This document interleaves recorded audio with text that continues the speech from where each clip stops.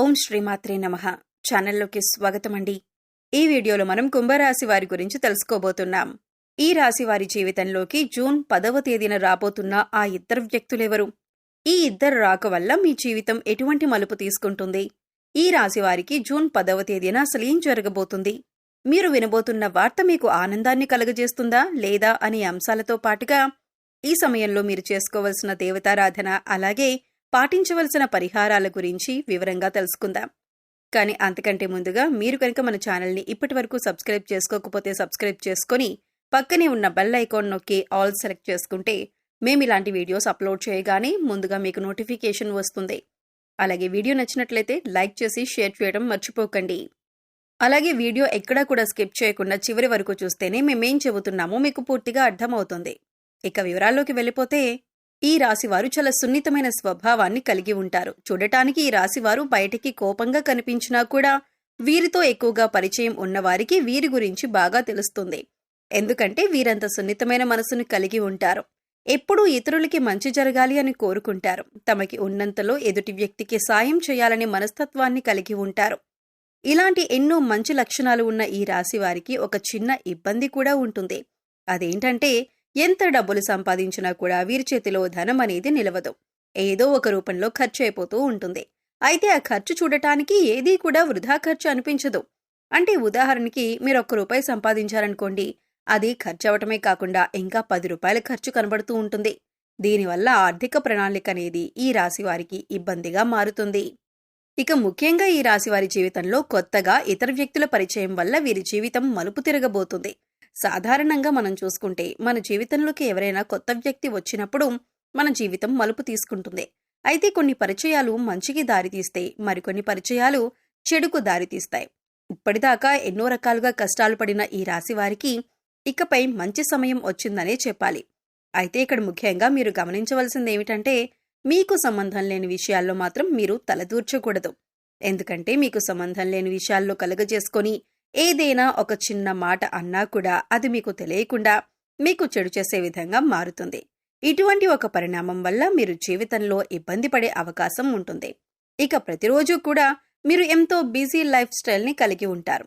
ఇటువంటి సందర్భంలో మీరు అనవసరమైన విషయాల్లో జోక్యం చేసుకోవటం వల్ల మీ పనుల్లో ఆటంకాలు కలగటం మాత్రమే కాకుండా శత్రువుల్ని కూడా మీరు కొని తెచ్చుకున్నవారవుతారు.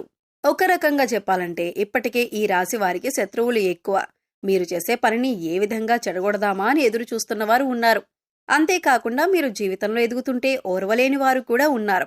పైకి మంచిగానే మాట్లాడుతూ మీతో స్నేహంగా నటిస్తూ మీ పతనాన్ని కోరుకుంటున్నారు. మరి ఇటువంటి సమయంలో ఇద్దరు నూతన వ్యక్తుల పరిచయం వీరి జీవితాన్ని ఎలా మలుపు తిప్పుతుంది అనటంలో సందేహం లేదు. అయితే వీరి పరిచయం వల్ల మీకు మంచే జరగబోతుంది. ఇక ఇద్దరు వ్యక్తులు మీ జీవితంలోకి వచ్చారని ఎలా గుర్తించాలి, వారి పేర్లు ఏ అక్షరంతో మొదలవుతాయి అనే అంశాలను ఇప్పుడు వివరంగా తెలుసుకుందాం. మీ జీవితంలోకి రాబోతున్న మొదటి వ్యక్తి యొక్క పేరులోని మొదటి అక్షరం ఏ అనే అక్షరంతో మొదలవుతుంది. అలాగే మరొక వ్యక్తి యొక్క పేరు చూసుకున్నట్లయితే ఎస్ అనే అక్షరంతో పేరు మొదలయ్యే వ్యక్తి కూడా మీకు నూతనంగా పరిచయం అయ్యే అవకాశం ఉంది. అయితే ఇప్పటికీ ఈ అక్షరాలతో పేర్లు మొదలయ్యే వాళ్ళు మీ జీవితంలో ఉంటే కనుక వాళ్లే అని మీరు అనుకోవద్దు. ఇప్పుడు కొత్తగా ఈ వ్యక్తిని పరిచయం అవటం వల్ల వీరు చేస్తున్న వృత్తి, ఉద్యోగ, వ్యాపారాల్లో అనూహ్యమైన మార్పులు చోటు చేసుకుంటాయి.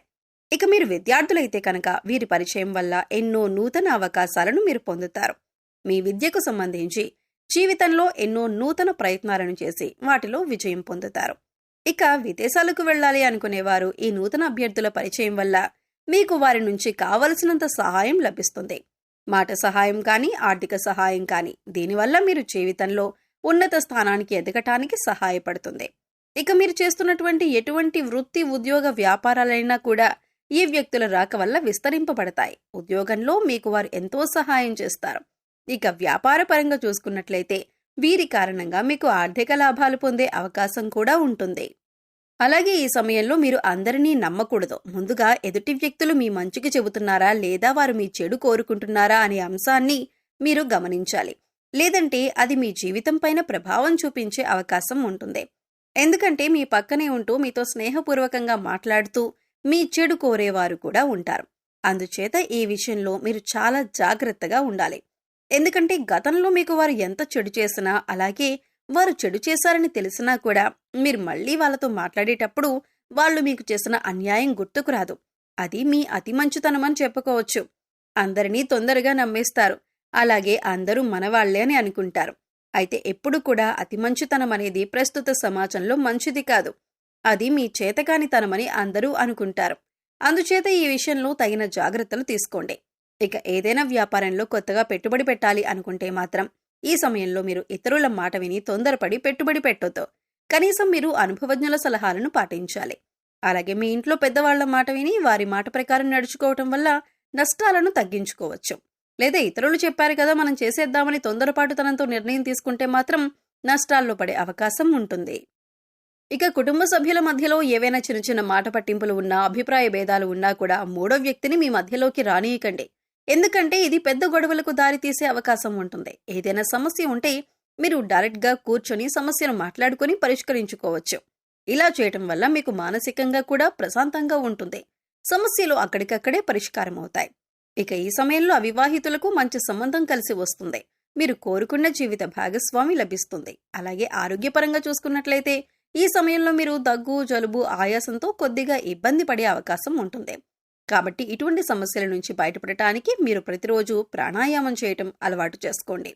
విద్యార్థులు ఓవర్ కాన్ఫిడెన్స్తో కాకుండా చక్కగా మీరు చదివే దాని గురించి అవగాహన తెచ్చుకొని ఒక ప్రణాళికాబద్ధంగా చదవటం వల్ల మీరు పూర్తిగా సిలబస్ కంప్లీట్ చేసుకుని విజయం సాధించే అవకాశాలు ఎక్కువగా ఉన్నాయి. అయితే ఇక్కడ మీరు గుర్తించవలసిన విషయం ఏమిటంటే చదవకుండా టైం బాగుంది కదా నేను పాస్ అయిపోతాను అనుకుంటే మాత్రం అవ్వదు.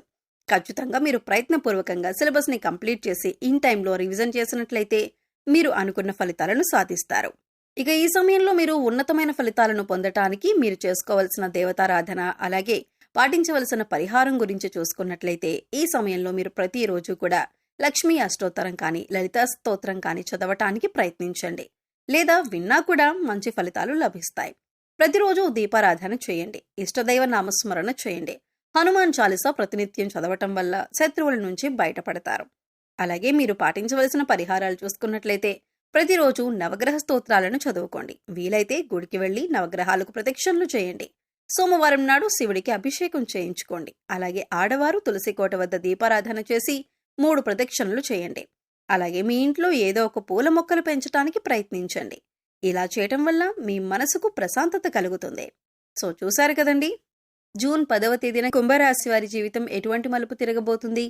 అలాగే ఈ సమయంలో ఇద్దరు వ్యక్తులు పరిచయం కావటం వల్ల ఈ రాశి వారికి మంచి జరుగుతుందా లేదా చెడు జరుగుతుందా, ఈ సమయంలో మీరు చేసుకోవలసిన దేవతారాధన అలాగే పాటించవలసిన పరిహారాల గురించి ఈ వీడియోలో మనం వివరంగా తెలుసుకున్నాం కదా.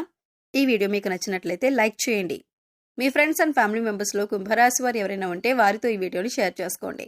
అలాగే ఇప్పటి వరకు మన ఛానల్ని కనుక సబ్స్క్రైబ్ చేసుకోకపోతే సబ్స్క్రైబ్ చేసుకొని పక్కనే ఉన్న బెల్ ఐకాన్ నొక్కి ఆల్ సెలెక్ట్ చేసుకుంటే మేము ఇలాంటి వీడియోస్ అప్లోడ్ చేయగానే ముందుగా మీకు నోటిఫికేషన్ వస్తుంది. మరో చక్కటి వీడియోతో మళ్ళీ కలుద్దామండి. ఓం శ్రీమాత్రే నమః.